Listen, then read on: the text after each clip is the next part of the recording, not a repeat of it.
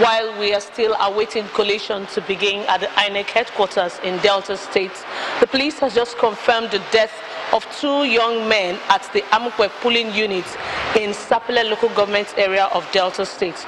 According to the police, unknown gunmen stormed the polling unit, shooting sporadically, killing 2 people on the spot, while 1 person is currently receiving treatment at a nearby hospital. Generally, after going round, we discovered that there were complaints of card reader failure in most of the polling units across the states. We are still awaiting the results to come in from the various wards in the state, and once they come in, we are hopeful that collation will begin. From the INEC headquarters in Delta State, Vivian Oramadike, Channels Television News. Well, that's Vivian reporting from Asaba Delta State and giving us the one of the latest reports from yesterday's election. And that is how we begin the final half-hour lap of the 8-hour broadcast of the verdict, coming to you live from Channels Television. We still have in the studio my colleague Charles Eruka and Ayotunde Balogun, and 2 gentlemen, these learned gentlemen, Mr. Libros Oshoma and of course Mr. GT Ogunye. Thank you very much for staying through this 8-hour broadcast. Yes, now, we were having some...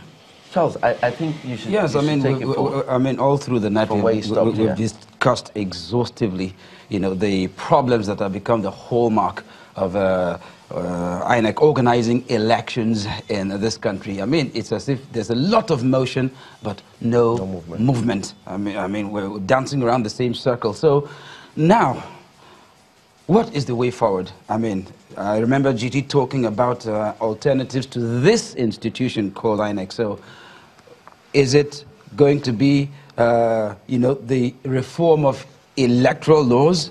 Is it going to be the unbundling of INEC? Or is it a problem of the political will to do the right thing? I think that you just touched on the 3 critical aspects. First, electoral reform has to be a continuous process. As we conduct one election after the other, we have to look at things that are working and things that are not working.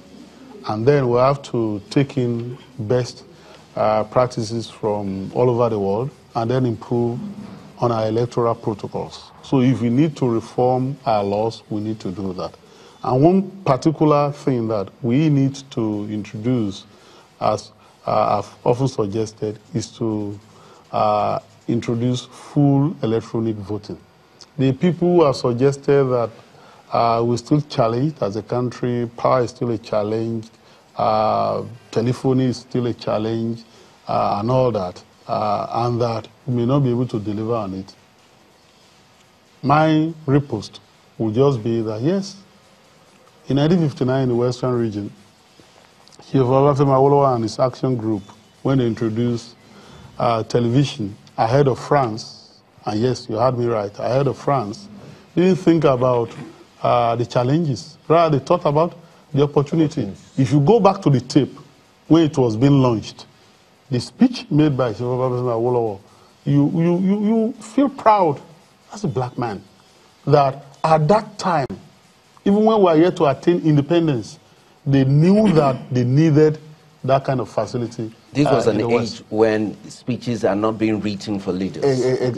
Exactly. So we just can't say that we challenge and then we continue to embrace that which is antediluvian, which is not modern, and then we feel that we are not in a global environment. We'll be left behind. So we need to reform our electoral laws and introduce all that is modern.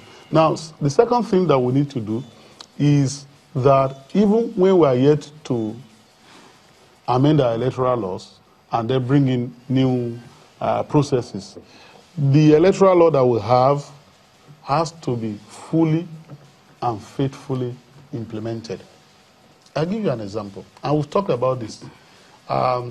Every year or every 4 years, elections are conducted. INEC has a legal department. INEC has lawyers, and it has external solicitors and lawyers that are retained every 4 years. And so election petitions come. Civil litigations, which are called or categorized as pre-election matters, come concerning primaries, which are very rancorous, as we had in Sanfara, as we had in Rivers. So INEC is sued. INEC is made a party. INEC has to hire lawyers to provide legal representation, and INEC pays them. However, Nigerians should ask INEC, when you prepare your budget and you talk about your legal expenses, how much do you vote for prosecution of electoral offenders? That's how Nigeria will be able to determine the sincerity of INEC that has responsibility under the Electoral Act, under Section 149 and 150, to prosecute electoral offenders, whether indeed INEC is interested in prosecuting them post an election. And we've argued here that without such prosecution, there won't be consequences.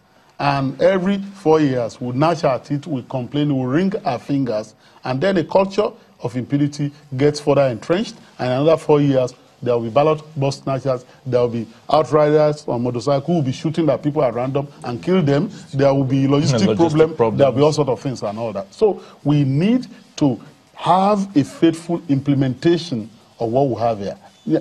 And you recall that the Waste Report, part of what the Waste Report stated, talking about electoral reforms now, that we need to do continuously, is that INEC should not be constituted, particularly at the leadership, by way of political appointment like this.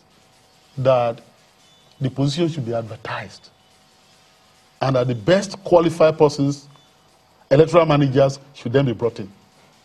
But the political class rejected that aspect, because every president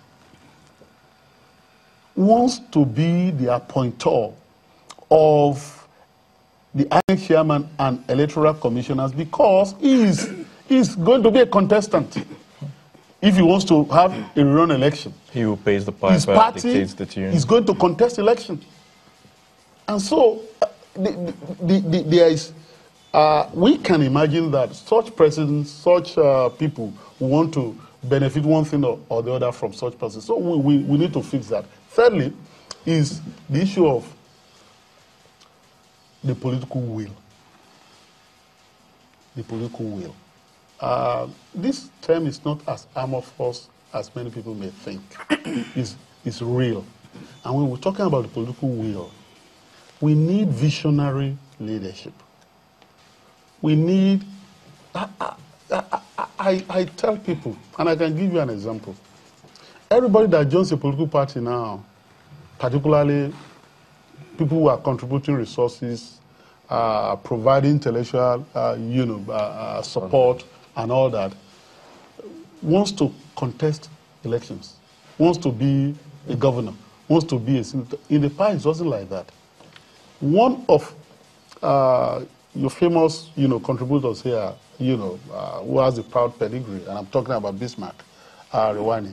I guess his father is Alfred Ubiwa Rewani. Late. He was in the action group. He was the major financier of the party. Never contested. It was his fidelity to that party that lasted through the Nadeko years, for which he was killed because of his progressive ideas. Yet, you know what?